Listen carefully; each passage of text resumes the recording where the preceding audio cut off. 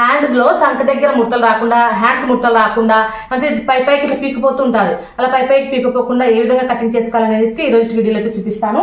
So చూడండి, ఇక్కడ వచ్చేసి హ్యాండ్ పొడవు ఫస్ట్ ఇక్కడ కింద ఒక 0.6 కుట్ల కోసం వదిలేసాను.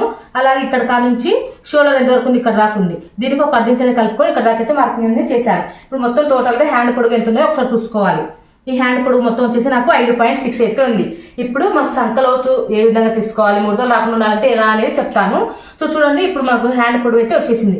హ్యాండ్ లూజ్ కూడా తీసుకోవాలి. ఈ హ్యాండ్ లూజ్ తీసుకోవడం కోసము ఇక్కడ హ్యాండ్ లూజ్ అనేది ఇట్లా తీసుకొని టైట్ ఫిట్టింగ్ కుట్టు ఇక్కడ ఉంటుంది కదా, అక్కడ దాకా ఇట్లా పెట్టి చూసుకోవాలన్నమాట. నాకు ఎంతవరకు వచ్చింది, ఇక్కడ దాకా అయితే వచ్చింది. కొలుసు చెప్తాను ఎంత వచ్చింది. 5కు 2 గీతలు తక్కువ అయితే ఉందండి. 5కు 2 గీతలు తక్కువ అయితే ఉందన్నమాట. ఓకేనా, హ్యాండ్ లూజ్ వచ్చేసి 5కు 2 గీతలు తక్కువ. దీంట్లో నుంచి మనకి ఏమో సైజ్ బ్లౌజ్ 30 సైజ్ బ్లౌజ్ కాబట్టి, 30 ఇంచుల సైజ్ బ్లౌజ్ కాబట్టి మనము దీంట్లో నుంచి ఈ హ్యాండ్ పొడవులోంచి 2.5 అయితే తీసేసేయాలి. ఇంతకంటే ఎక్కువ తీయకూడదు, ఇంతకంటే తక్కువ తీయకూడదు. ఓకేనా, ఈ విధంగా 2.5 తీసేసి ఇక్కడ మనకి ఎంత వచ్చింది హ్యాండ్ పొడవు ఒకసారి చూద్దాము. హ్యాండ్ పొడవు వచ్చేసి నాకు 5.6 అయితే వచ్చింది.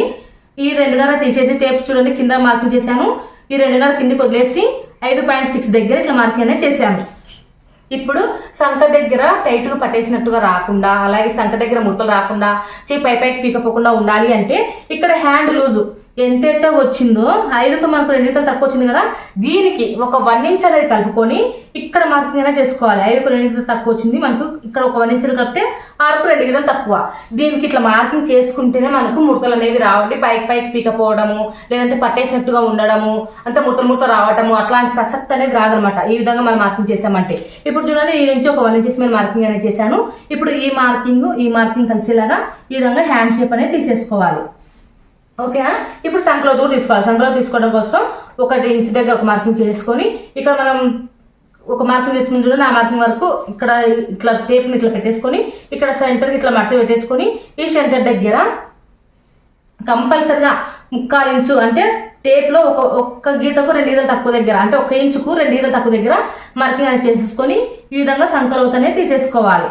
ఓకేనా, సంకలోతనే తీసేసుకొని ఇప్పుడు మనం కటింగ్ అనేది చేసుకోవాలి. ఇది మనం కరెక్ట్ గా మ్యాచ్ అయిందా లేదా, మనకి ఇది కరెక్ట్ కాదా అనేసి డౌట్ ఏం పడాల్సిన అవసరం లేదు. ఒకసారి మీకు అంత డౌటే ఉంటే మీరు ఒకసారి ఆల్టీ బ్లౌజ్ను అంటే మనం బ్యాక్ పార్ట్ కట్ చేసుకున్నాం కదా ఆల్రెడీ, ఇక్కడ పైన 1/2 ఇంచెస్ కుట్ల కోసం వదిలేసేయండి.